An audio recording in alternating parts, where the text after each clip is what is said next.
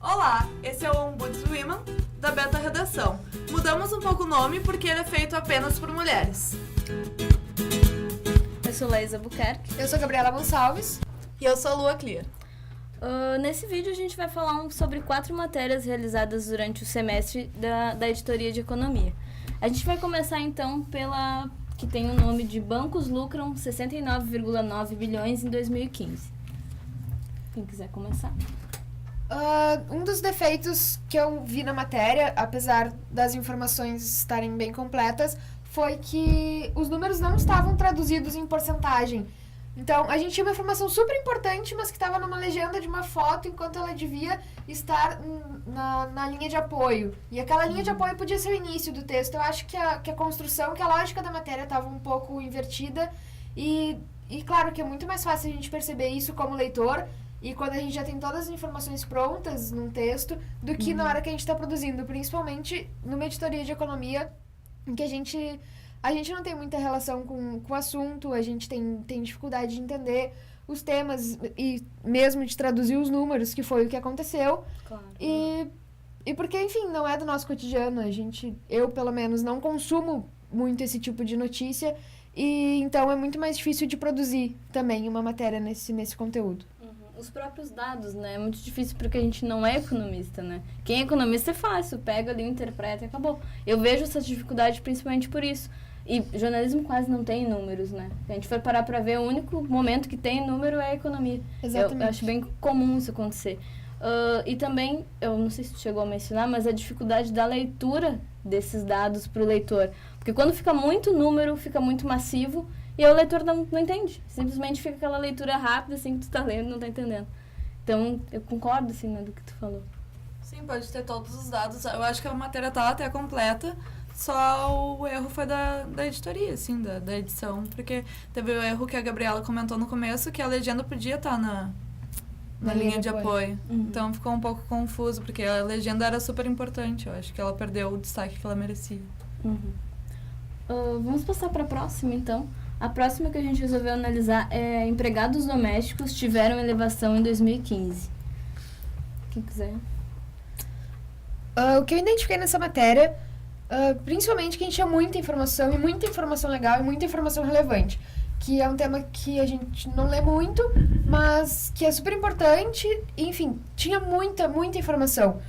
E ao mesmo tempo que a gente preza em editoria de economia por usar bastante imagens e por usar infográficos, que é um meio que a gente tem para traduzir esses números, que são difíceis de entender num texto corrido, acho que esse infográfico ficou super lotado, assim, tinha muitos números e inclusive a leitura dele ficou muito, tinha umas partes no texto que não tinha como ler, porque ficou super pequeno e a imagem não abria numa nova guia, enfim. E mesmo que o leitor tivesse que clicar numa nova guia para abrir, para dar zoom, para ler, enfim, eu sinceramente já não procuraria, assim, já deixaria, tipo, não consegui ler, tudo bem, não consegui ler. Não, é uma informação que eu vou deixar passar, é mais fácil ficar sem do que tu tentar ficar arrumando para abrir e tentar ler. Causa um desinteresse do leitor, né? Realmente ficou muito ilegível, assim, tu vê, assim, tem os números micros, assim, e realmente a pessoa não vai querer clicar para abrir, para ler. Se tivesse, na verdade a gente tem que ver até pelo site, eu não me recordo se tu clica na foto e ela abre, mas se tem esse recurso tem que ser usado quando a foto é pequena, né, se é o caso. Ou então E ficou super lotado, né? Muita coisa. Daí ficou tudo muito pequeno porque tinha que caber tudo ali dentro, ficou atrolhado. A solução poderia ser de certo, sei lá, em vez de um gráfico, 3, né? Exato. E dar enfoques diferentes e trabalhar melhor, e estourar melhor esses gráficos também. Na edição a gente consegue escolher o tamanho da imagem, talvez usar o maior tamanho que a gente consiga dentro da... E tem a ilustração de um bonequinho, que seria a doméstica, que ficou muito maior, teve muito mais destaque do que os números que realmente importam. Verdade. Apesar da ilustração ser muito legal, e, enfim, eu acho que enriquece um pouco, dá um pouco de leveza, mas ela não pode ter mais relevância do que os dados, né? Principalmente nesse caso. Sim, exatamente. A gente pode passar para a próxima, então, que na verdade não é sobre uma matéria, foi uma questão que a gente estava conversando antes, sobre a representatividade das fontes.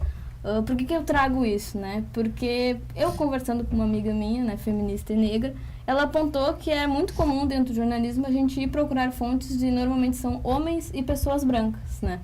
E aí propor então essa discussão pra gente ver por que é isso, se é uma falta da procura mesmo ou quem sabe até a falta da fonte, né? O que vocês acham, assim?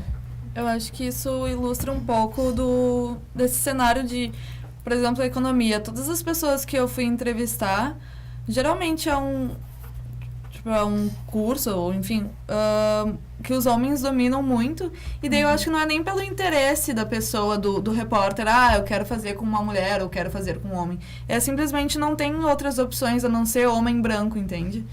E pessoas geralmente mais velhas. Então, acho que não é uma falha do repórter, eu acho que sim, porque do contexto todo, que é um problema muito maior, né? Sim, e já as fontes em si já eram difíceis de encontrar, já era difícil de encontrar economistas para falar, e já era muito difícil traduzir o que esses economistas falavam, porque para eles aquilo ali era super fácil, super simples, e para nós, sei lá, eles estavam falando grego. E sim, a maioria das fontes eram homens e eram brancos, e é uma coisa que realmente a gente não se atenta, mas também eu sinceramente não sei se a gente teria espaço de procurar, assim, porque já era muito difícil de encontrar as fontes, e se a gente colocasse mais um critério desses, principalmente como a Lua falou, nesse meio e nesse cenário, ia ser a produção da matéria ia ficar ainda mais difícil, assim. Eu acho que às vezes, depende, né? Mas nesse caso é uma coisa que foge um pouco da nossa alçada. Porque a gente tem que pensar na inclusão também, né? Se tem cursos que os negros já não são muito incluídos por toda questão histórica, imagina a economia que é elitista, né? Sim, exatamente. Pensa, né? Então eu acho que a reflexão sobre isso é super importante, mas às vezes a gente fica de mãos atadas, né? Não tem o que fazer. Infelizmente. É bem como tu falou, por exemplo, tipo, de procurar a fonte já é difícil. Aí tentar achar alguém negro, ou às vezes mulher e negro, sei lá, é mais difícil ainda. Mas acho que mesmo assim a reflexão tem que ser feita, Claro. né? Sim. Não pede. Bom, e agora passando para tentar elogiar um pouco também, né? Não só falar mal. A gente destaca 2 matérias, então vamos começar primeiro com a matéria que tem o nome Produção de Conteúdo para a Internet é a nova forma de ganhar dinheiro no Brasil. Quem quiser, fala. Quando eu li essa matéria, a primeira impressão que eu tive, primeiro porque por ser um tema leve, assim, traz bastante do YouTube, é uma rede que a gente consome, foi uma matéria simples de ler, assim, acho que o texto estava bem fluido e que é difícil fazer na economia, mas as informações estavam bem explícitas, assim. Mas, por outro lado, a Lua notou um outro probleminha. É porque o título, então, fala... a linha de apoio fala que, além do YouTube, os brasileiros terão uma nova rede social que pagará até 5 mil em publicações R$5.000 em publicações de vídeos. E essa nova rede social, ela acabou saindo só no final do texto. Então, se ela tá na linha de apoio, ela deveria ser tratada no começo, eu acho. Mas, enfim, acho que foi um erro de edição. Um maior só. destaque também. No fim ela acabou só sendo mais uma informação, parece, no final do texto, e sendo que ela tinha chamado na linha de apoio. Isso vai contra nossas teorias do primeiro semestre, de pirâmide invertida, de informação mais Exatamente. importante, de estar no início da matéria. E se o leitor não terminou, ele não teve resposta da linha de apoio dele. Se ele lê os 2 primeiros parágrafos, ele não sabe sobre o que a linha de apoio dele está falando. Exatamente. E sim, isso é um problema de edição grave, eu acho. Porque a gente fala de nova rede social e os 2 primeiros parágrafos só fala de YouTube. O YouTube não é uma nova rede social, então a nova rede social vai estar lá no final. Sim. E aí, bom, em questão, acho que voltando à questão parte boa, que ela é bem completa, traz uma coisa nova, né? E é simples também. As pautas, um problema, pelo menos eu enfrentei, assim, foi na definição das pautas, que eram pautas difíceis de lidar. Inclusive, a primeira entrevista que eu fiz era uma entrevista sobre imposto de renda. E, nossa, minha fonte me respondeu, assim, e, meu Deus, é super difícil de entender isso. Enfim, eu não soube declarar meu imposto de renda, mesmo depois dele ter me explicado tudo, me mandou um e-mail gigante com 1000 informações. Aquilo era super difícil realmente de entender. E acho que pra gente trazer um pouco disso num canal mais simples, online, eu acho que esse nível de pauta é bom, assim, acho que distrai um pouco, enfim. Eu também acho, foge um pouco sempre daquela mesma coisa, né? Inflação, juros, imposto de renda. Não é só isso, né? Economia pode ser várias coisas. A gente viu diversas coisas ali. Tinha cursos, teve questão de empreendedorismo, que também não deixa de ser. Acho bom que a galera procurou variar, né? Não ficar só no mesmice. Isso. Eu acho que esse é um exemplo, né? Acho que é um espaço que a gente tem para aproveitar umas pautas mais criativas, assim. Que um exemplo é outra matéria que a gente vai analisar. Sim, que ela tem o nome, né? Como se sair bem em uma entrevista de emprego. Ela foi feita em vídeo, né? Que seria um diferencial. E aí, quem quiser. Eu gostei muito da edição do vídeo, achei super bem editado. E o vídeo é curto, né? O que é muito importante. Em menos de 3 minutos. Exatamente, isso é Essencial. Essencial. E a pauta é super criativa, como tu tinha falado também. De que a gente foge, então, dessa coisa, porque a gente já entra nessa disciplina, assim, com aquele preconceito de, economia é uma coisa muito chata, só fala de números, só fala de... E, no fim, a gente acaba encontrando outras alternativas. E entrevista de emprego, por mais que as pessoas já saibam um pouco o que tu tem que fazer numa entrevista de emprego, ele contextualizou nesse momento de crise que a gente está passando. E como hoje é mais importante ainda tu sair bem numa entrevista, porque ninguém tem emprego, então. Sim, fica mais competitivo. Então são essas pequenas dicas que eu acho que acabam fazendo diferença e eu achei super legal o vídeo. Super bem editado e o Vinícius mandou muito bem. A edição, né? O destaque pra edição ficou bem legal. E sobre essa questão, né, do tempo, eu queria falar um pouco mais, porque são duas coisas, a questão das pessoas, elas normalmente se prendem mais ao vídeo, tanto que a gente vê até, por exemplo, super interessante hoje, o que ela faz? Faz uma matéria de texto e também uma matéria em vídeo, porque normalmente tem gente que não quer ler, quer ver o vídeo, né? Então é uma boa ideia.